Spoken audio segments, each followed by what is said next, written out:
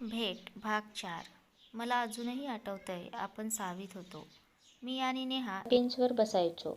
आमच्या बेंचमागे तुमचा बेंच होता. तू आणि ओमकार. त्यावेळी चक्क उंची मुलींमध्ये गणना व्हायची माझी, त्यामुळे शेवटून दुसरा बेंच.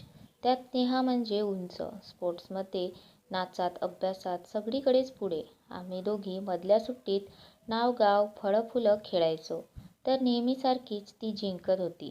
तिच्या बाजूने बरीच जण होती आणि मी एकटीच माझी वही लपवून लिहीत होते. तेवढ्यात तू आलास मागून. मी चिडून वही आणखीनच लपवली.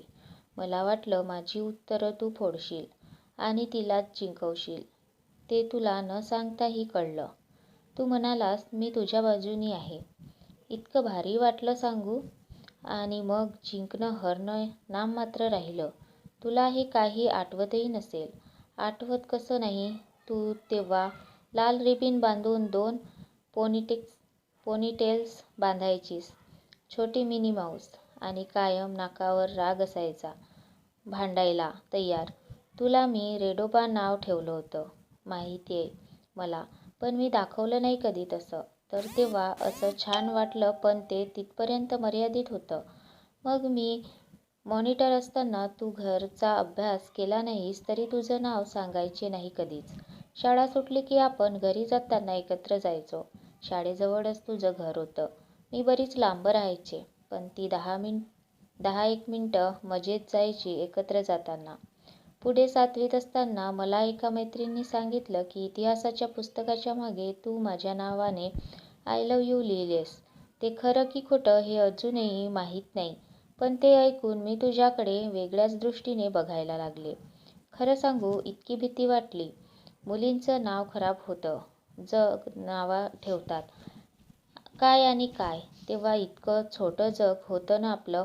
मग मी तुझ्याशी बोलणं खूपच कमी करून टाकलं. असं वाटायचं की सगळ्यांना माहिती आहे आणि आता माझी काही खरं नाही. कसली भीती होती काय माहीत. त्यातच आपल्या शाळेचे महान नियम. 7वी नंतर अ आणि ब अशा तुकड्या वेगळ्या केल्या. 7वीचा रिझल्ट लागला. तुला मार्क किती मिळाले ह्यापेक्षा तू माझ्या तुकडीत आहेस की नाही याची मला जास्त उत्सुकता होती. म्हणून तुला शोधत होते. तर तू माझ्याशी काहीच बोलला नाहीस. का कोणास ठाऊक. माझ्यापासून तू काहीच लपवणार नाहीस अशी एक वेडी आशा होती मला. पण तू माझ्याशी एक अक्षरही बोलला नाहीस. मग संपूर्ण उन्हाळ्याची सुट्टी पुढच्या वर्षी तू माझ्या वर्गात असशील की नाही ह्याच विचारात गेली. त्या काळात ना घरी फोन होता, ना कुणाशी उघडपणे तुझ्याबद्दल बोलण्याची हिंमत. कसं बोलणार. मग ब तुकडीत टाकलेलं. इतका राग आला होता ना. ब म्हणजे बुद्धू एवढंच माहीत होतं. त्यात तुला अ म्हणजे तू मला चिडवणार असं वाटलं मला. आपण किती वर्ष ह्या अशा छोट्या छोट्या गोष्टी न बोलल्याने गैरसमज करून घेतलंय ना. तर असो. शाळेची पुढची 3 वर्ष मी रोज शाळेत लवकर यायचे. तुमची शाळा सुटायची आणि आमची भरायची. तेव्हा तुझी एखादी झलक बघायला मिळेल म्हणून धावत पळत लवकर पोचायचे. तू बघून न बघितल्यासारखं करायचास.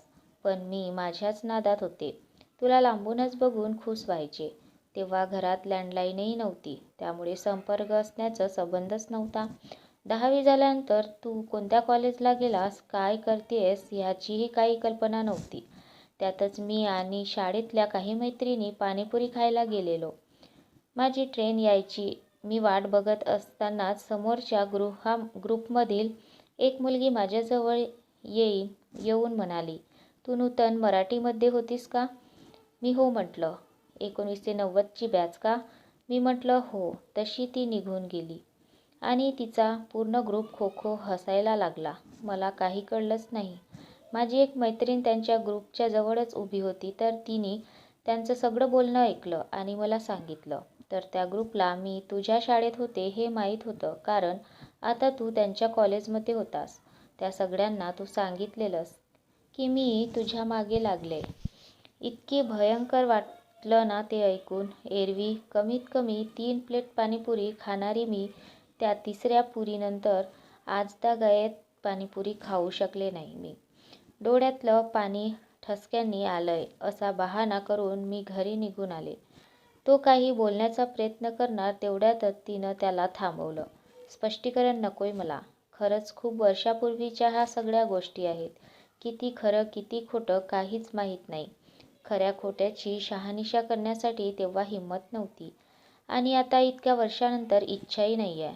पण इतकी वर्ष हे सगळं आता साठवून ठेवलं ते आता वाहतं करायचं. तर घरी आले आणि खूप रडले. माझ्यासाठी जे खूप हळूवार न उमटलेलं न व्यक्त केलेलं असं खूप खास होतं. त्याची अशी परवड झाली होती. स्वतःचीच खूप घाण वाटली. वाया गेलेली मुलगी अशी जी व्याख्या होती ती मला लागू पडत होती. तुझ्या दृष्टीने मी तुझ्या मागे पडले होते आणि तू ते सगळ्यांना सांगत फिरत होतास. माझ्या मनातले सगळे खेळ खोटे होते. मी न बघितलेल्या त्या इतिहासाच्या पुस्तकात माझं नावच नसावं बहुधा. तोही माझ्या मैत्रिणींनी केलेला एक खेळच असावा. सगळ्या जगावरचा विश्वास उडाला. खूप रडू आल्यावर मनाशी एक निर्धार केला. आता साक्षात मदनचा पुतळाही माझ्यासमोर आला तरीही मी ढळणार नाही. तेव्हाच सगळं आठवून आजही तिच्या गळ्यात आवंढा आलाच. असंही आजकाल कारण नसतानाही डोळे भरून यायचे. गायकनी सांगितलं होतं की वयाच्या ह्या टप्प्यावर हे असं होणारच. मूड सिक्वेन्स, डोळे भरून येणं, एकटं वाटणं, बरंच काही होणारच.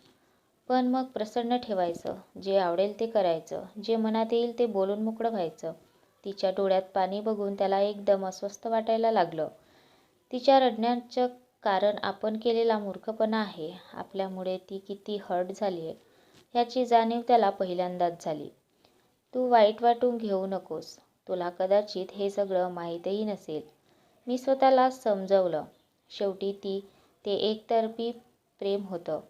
हे असं मुलं करतात हे ऐकून होते. मुलीही एकतर्फ प्रेम करतात हे माहीतच नव्हतं. आणि असं करणारी ती मुलगी मी होते.